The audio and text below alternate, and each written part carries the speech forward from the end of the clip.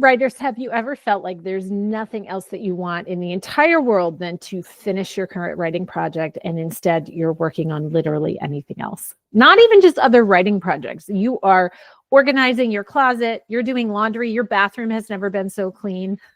You're looking up houses that you might buy in the future when you get a book deal, instead of working on the book that could give you that deal.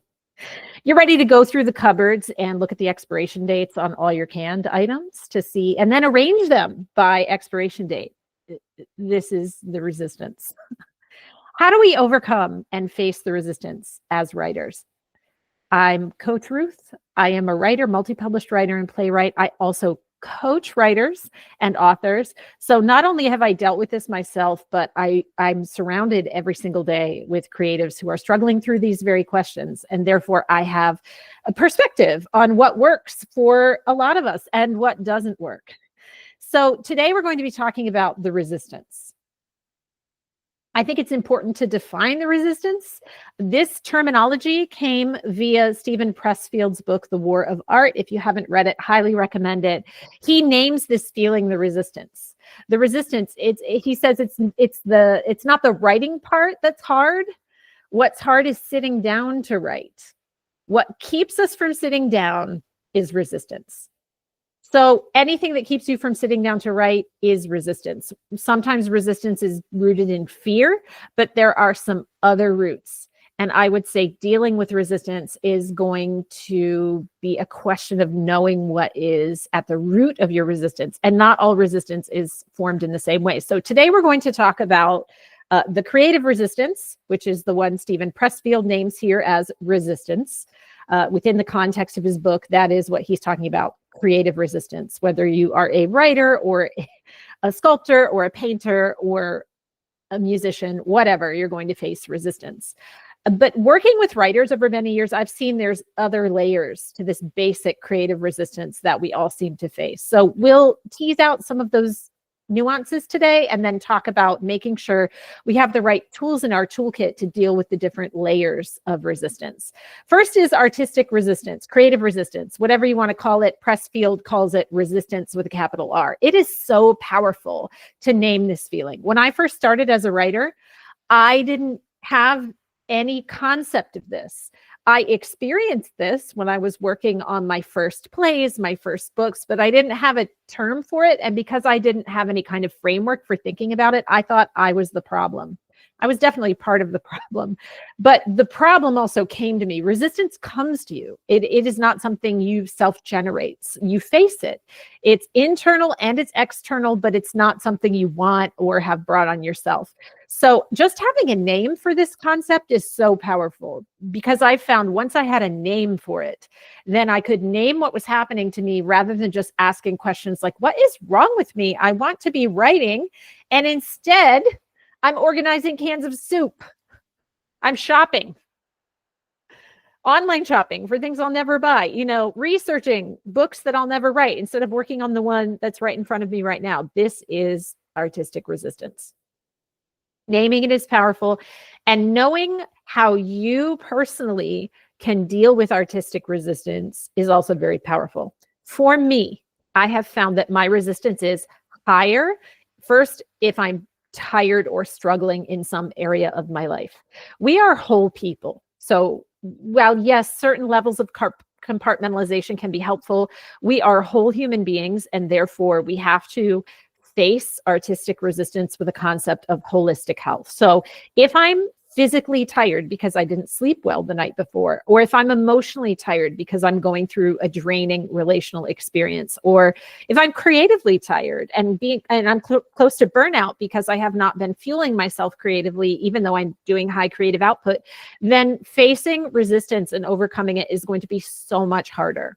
So for me, dealing with resistance has been, yes, not only naming it, but two, knowing what makes resistance feel stronger and what empowers me to overcome resistance and what weakens me versus what strengthens me. So sometimes when I feel like I can't deal with the resistance, I have to stop and say, okay, what's going on in my life? I'm not just a writer who sits in an office at a computer. I'm a person who lives in the world. And often if I'm discouraged or not getting enough vitamin D in winter or not sleeping enough, then of course resistance is going to feel worse. And I don't overcome that by just powering through. I overcome that by, okay, maybe I need to take a day off and nap. Maybe I need to get outside this weekend, get some sun on me, and then Monday, when my vitamin D levels are higher, I can come back and face this resistance more effectively. Maybe I'm close to burnout and I haven't thought through a pattern or a pathway to staying creatively fueled. I have another video on that right now on YouTube about making sure you avoid burnout by staying creatively enriched. So looking at your whole life, your whole creative life, your whole life as a person, and asking some of those questions can be really helpful. Resistance, I said there were 2 times I face resistance most strongly. One is when I'm not doing well for some reason, but the other time is when I'm under deadline. We all deal with deadlines differently, but what I've found is when I'm under a deadline, I become super productive at anything that has nothing to do with the deadline. So if I have a deadline approaching, maybe revisions are due or first draft is due or whatever, my brain suddenly says, you know what we should do instead? And it gets super creative and throws other book ideas at me, other play ideas at me, fun things to blog about. Let's go post on Instagram. Here's a great thing. Let's rearrange all the furniture in the house. All of these things feel more important than meeting my deadline. I know that's going to happen to me. So one thing I do now is I honestly keep my notes app open or a pad and pen nearby, because some of the ideas that my resistant throws at me are going to be absolute garbage because my brain's panicking and my resistance is scared to work on whatever I'm under deadline for. But sometimes the resistance churns up good ideas that I can pursue later. So instead of stopping and trying to figure out what are the good ideas and what are the garbage panic ideas, I just write them all down. And then when I've met my deadline, I look back at the list and see, how excited am I about these things now that I'm no longer going to use them to avoid what I need to work on? And sometimes there's a gold nugget in there. So instead of just resisting them all outright and saying, no, that's a distraction project, sometimes there's some merit, but the time to pursue it is not when I'm on deadline. So I think one thing you're going to have to figure out is how your brain churns up the resistance and what is helpful to you to handle it. I don't know that my framework is going to work for everyone because our brains are all so different.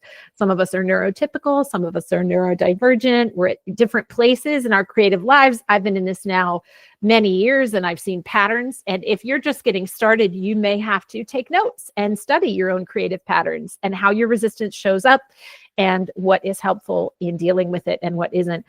A great thing is to be involved in a creative community as you listen to other writers talk through their resistance and their techniques. I learn a lot from listening to other writers and artists and musicians talking about how they deal with the resistance.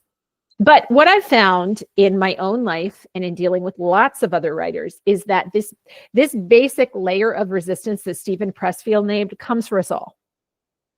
But I've seen added layers in other writers dealing with other things. So the second level, if you want to call it that, or layer of resistance that I've seen is rooted in trauma. Most people don't write because they're happy. Most of us, like me, write to become happy, but the reason we're writing is usually based in something negative. No one writes a memoir because their life has been wonderful and nothing went wrong, right? Most nonfiction books are written because the author identified a problem, experienced a problem, and then researched it and said, through much trial and tribulation and writing 50 to 70,000 words and effort and toil and tears, I have come up with the solution. And often there's trauma involved in that. Fiction writers too, many fiction writers write as a form of escapism because they can't control their own lives. And they can't find happy endings on their own. This is not true of all fiction writers, but again, I work with hundreds of writers every year and I see patterns. So because a lot of writing is rooted in difficult experiences, often things that be traumatic, revisiting those situations and those memories, our brains might resist that. So I've learned from reading 2 books. I'm not a psychologist or a a neurosurgeon or anything like that, but I've read 2 books that informed my understanding of this. One is The Body Keeps the Score, and the other one is called The Brain That Changes Itself. And one thing we've learned is that in response to traumas, our brain will try to protect us, because in some cases, revisiting the traumatic memory for some people can have the same effect as actually experiencing the traumatic event. So our brains try to protect us from reliving that by saying, let's not think about that. Let's not talk about that. Let's act like that never happened to us. Now, obviously, these are not always healthy coping mechanisms. I'm just saying this is what the brain often tries to do. So in order to write about something, we have to go sit in it.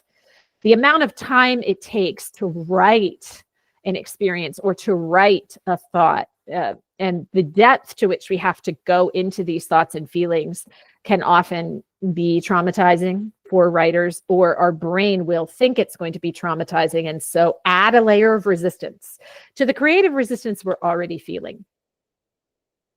I would say if that's you, if you recognize yourself in this, just know it is harder to write about some things than other things.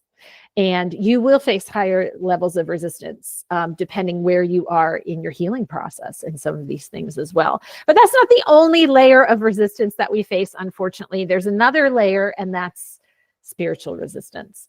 As a Christian, I know that Scripture tells us that as Christians, we don't just wrestle against what Scripture calls flesh and blood, like literal, tangible enemies that we can see. We know that there is spiritual warfare.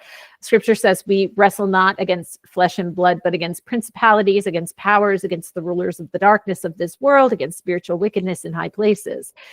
If we are going to contribute to the message of light, the message of Jesus, if the book that we're working on is going to contribute to bringing light into dark places, that will be resisted by the kingdom of darkness in some way. And that may add to the feeling of internal resistance that you're experiencing. Spiritual warfare is real, spiritual oppression is real, and there is also external resistance that comes in the form of spiritual warfare. I cannot tell you, this is too often to be a coincidence, but I cannot tell you how many nonfiction Christian writers I work with that they sign a contract and then something immediately happens. The pipes in their basement burst, they trip on the cat and break their wrist, their entire family gets sick, their house catches on fire. I mean, it's, and for some authors, it's multiple things.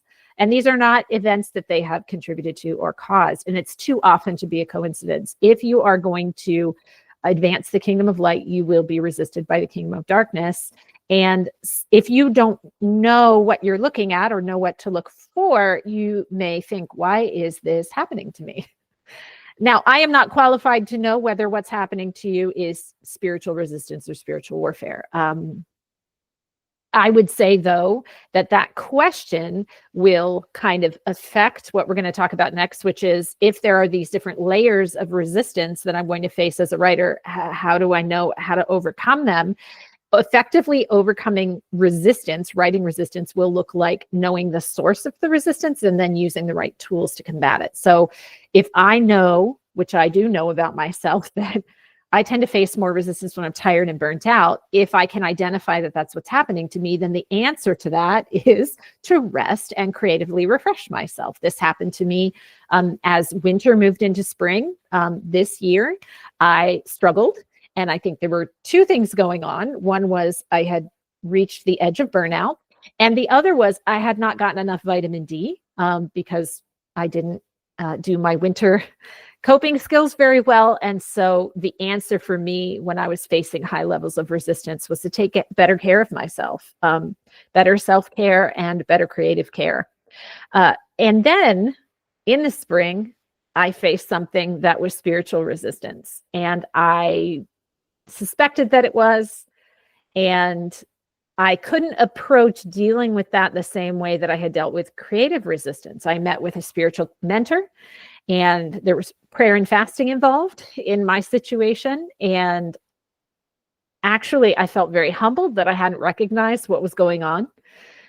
So I would say, if you know what's at the root of your resistance, and you may be facing all of these layers at the same time, but knowing the source of your resistance can help you use the right tool to combat it. Not everything is spiritual warfare. Not everything is burnout.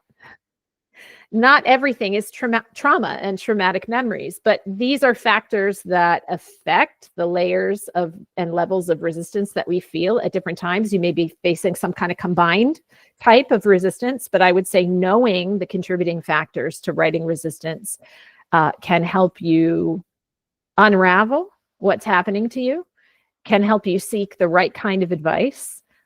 If you think it's writing issues, seek out a writing mentor. If you think it's a spiritual issue, seek out a spiritual mentor. If you think that it's a trauma response, seek out a counselor or a therapist.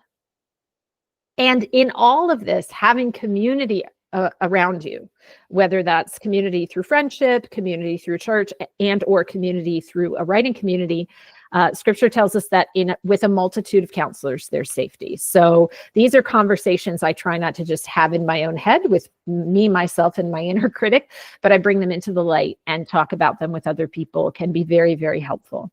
I would say I am a writer and a writing coach. I exist in a writing community, and my desire is to help writers have access to tools and ideas so that they can overcome resistance and move their projects forward. Right now, I have a program.